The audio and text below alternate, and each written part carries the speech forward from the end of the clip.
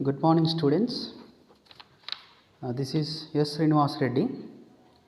Today, from Assessment for Learning, fourth chapter is there, Examination System and Reforms.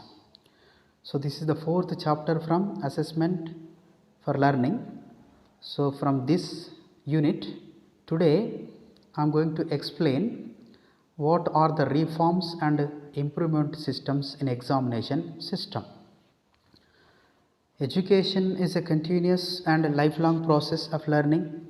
The quality of education is intrinsic to all the examinations.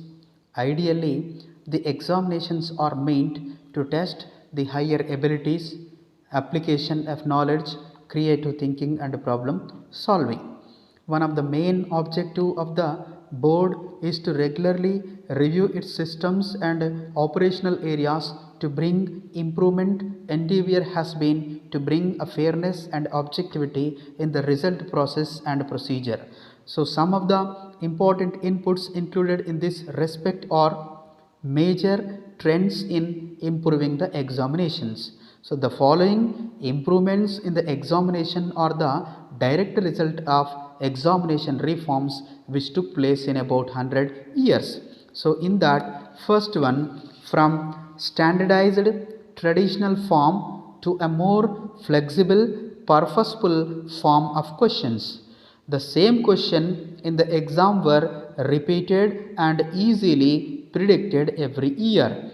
The questions were asked only for the sake of conducting examination. So later, this nature of questions has been changed to purposeful and meaningful questioning. Next, the second one, from pure memory based questions to analytical questions. There is a change in the type of questions.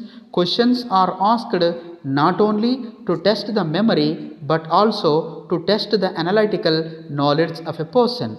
The question made the students to study the with understanding. And next, third one, from important questions to comprehensive questions.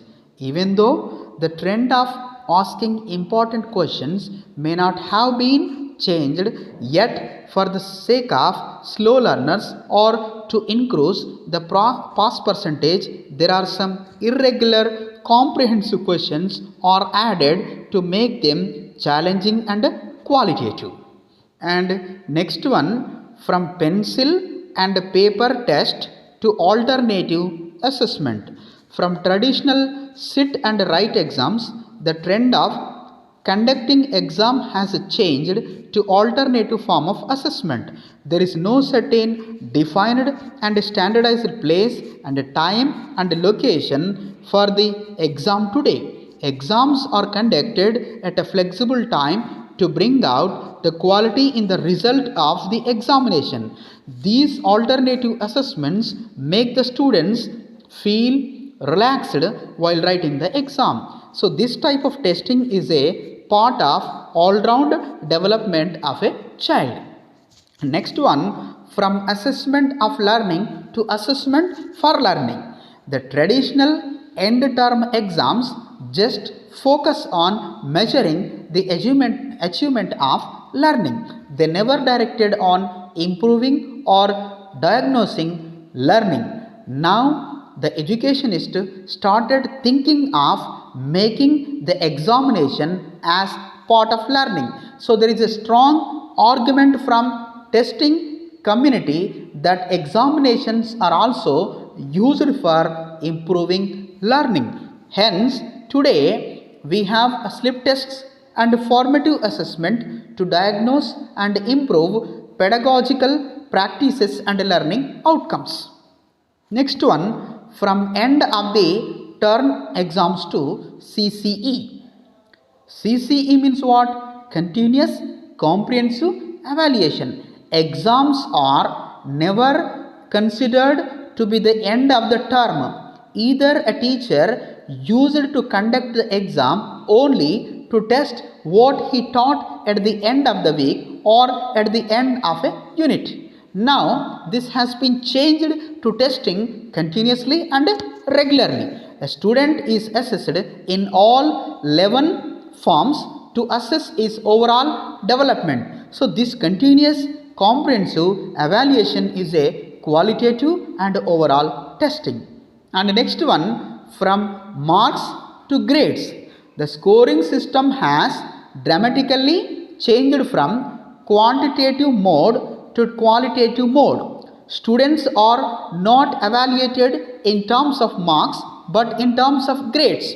So this has been done to decrease the commercialization of education and to reduce the competition and anxiety among the students and educational institutions as well. So the grading system is so good that it changed the evaluation criteria of the exam. For every grade there is a defined criteria, and this grading system is also a part of CCE. And next one, from testing in isolation to testing in context. If we consider language testing, the test items are used contextually. Earlier, there were isolated questions framed on grammar, vocabulary and pronunciation. But now, contextualization of questions is a must, as language learning is not an isolated activity. A language can be learned well in context, hence the same theory is applicable to testing. And next one, from subjective scoring to using rubrics. Rubrics means what? Rules and regulations. There were no criteria to evaluate the essay answers. Teachers were given some sample answers and were asked to give marks according to their will. But today we have rubrics, means that rules and regulations to convey pupils and teachers on what criteria their answers have been evaluated and scored. And last one, from closed books examinations to open book examination. It is an evaluation or revolution in the world of testing and examination to curb malpractices and to improve the exam's efficacy by testing the students' comprehension abilities and higher 12 order thinking skills. Open book examination is evolved.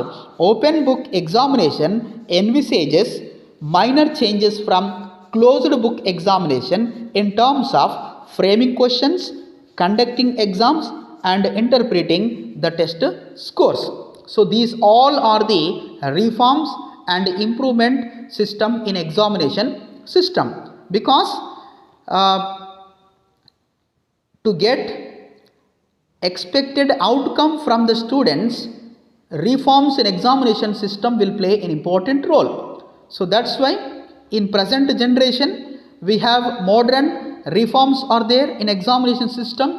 By using reforms we can able to organize examination in effective manner. Thank you.